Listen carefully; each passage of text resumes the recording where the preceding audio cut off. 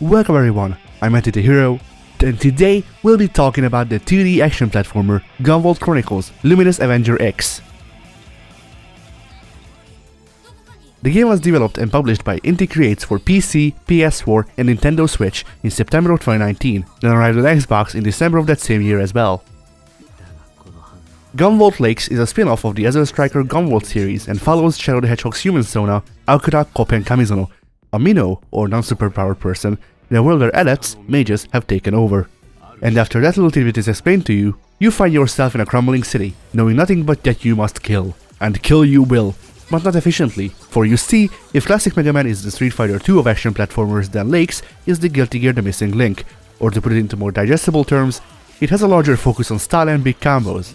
Its implementation of these focuses can also come off as a bit janky, which is why I used Missing Link as a point of comparison rather than XX, but I digress. The game achieves both the focus on style and big combos by focusing and expanding on one mechanic that was well liked in Mega Man and especially Mega Man X. You do big combo by dashing. Normal dashes trigger lock-on, so shoulder checking people is encouraged, but air dashes are what really steal the show. Not only do they do the same, but they also cover a greater distance, and to top it all off, you gain the ability to make them home in on people from the first non-tutorial boss, which is great because with enough know-how, it can get a bit busted.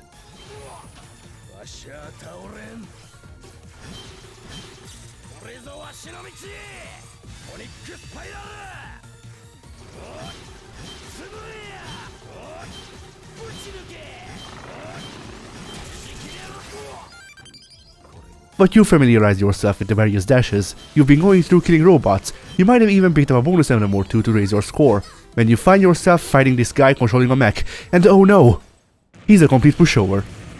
Okay, you continue, you find out that levels are cut up into multiple sets the game has to do separately, and you find yourself here, being stared down by what is obviously not Zero. I can't believe you'd call them that. And Blade, now this guy might pose more of a challenge. You avoid the slashing and dashing, but all for naught.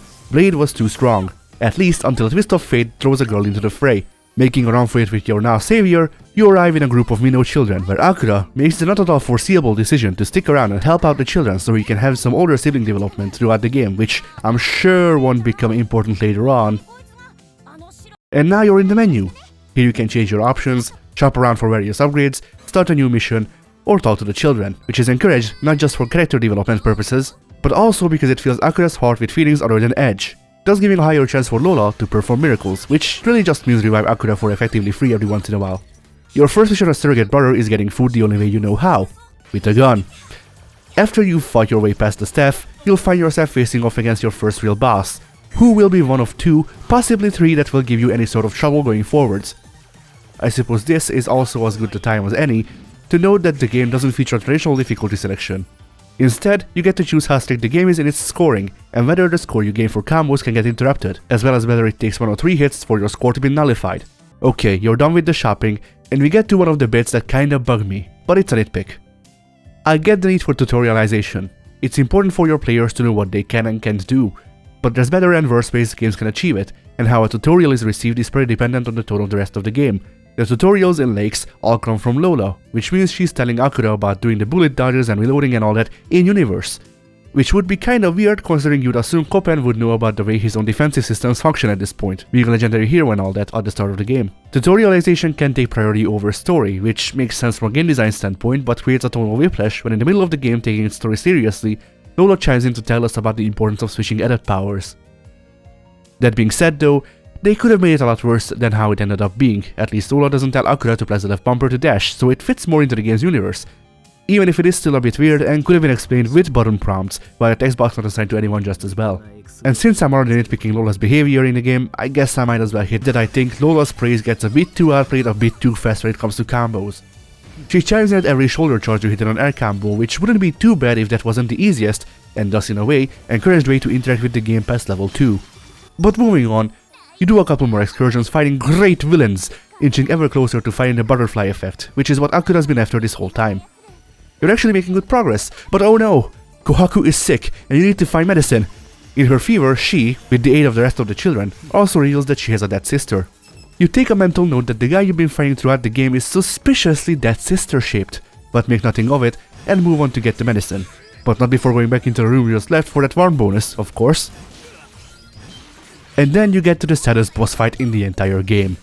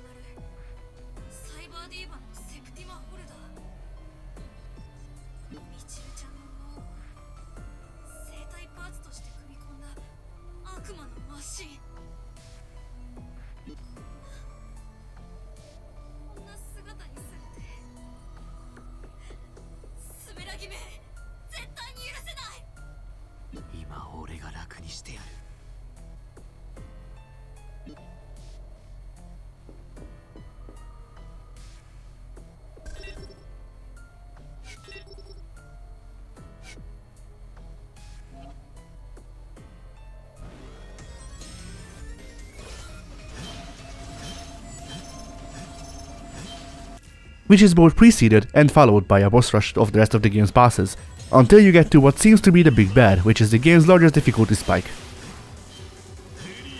Like most other bosses, this guy also has 3 phases, the third one being just using their super move, and even has a type weakness to one of the weapons.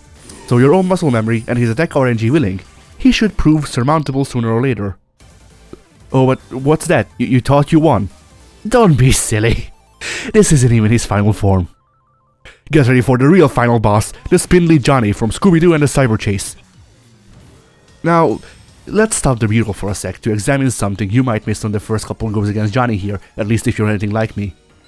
Eagle-eyed viewers may notice that Akira's health did not refill between the bosses, and the game didn't really give a way to heal between them either, which is strange, considering otherwise the game is more than happy to provide health capsules right next to checkpoints that refill your health to begin with, both before and after bosses at this part of the game. This raises the question though, what happens when you die?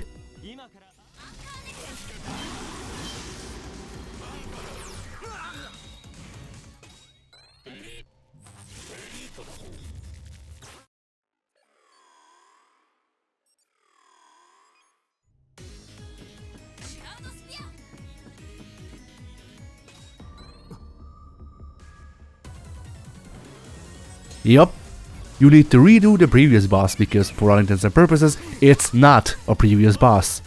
In fact, I'd call this one a 6-phase boss instead. And oh boy, if you thought Raiden's second cousin twice removed was tough, you're in for a doozy with Spindly Johnny. His attacks include this first tracking projectile that then spins outwards, where you have to slither around its various forms, or just hope it doesn't hit you while you jump around haphazardly. This area denial move that restricts you to the same third of the screen Johnny is in, that damages you if you're in the other thirds, or go off screen at the top, which is probably an anti-cheesing implementation, but seems a bit too lenient of what counts as trying to cheese, considering your moveset in the game, at least if you ask me. Then you have his second area denial where you're locked out of the area he's in, but that might be his worst attack in my opinion. It's really not hard to dodge that one. And then we have his super, Voltaic Chain Meteor, for which my only game plan is to face tank it and hope Akira has enough health reserves to not die, or that RNGesus favors me and Lola resurrects Copen in this time of need. I've beaten the game twice now.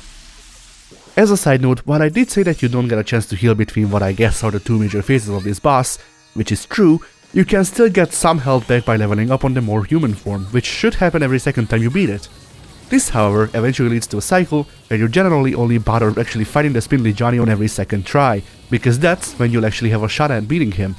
But through trials and tribulations, blood, sweat and tears, you finally managed to zero out Spindly Johnny's health bar. So that's it. You won, right? Right?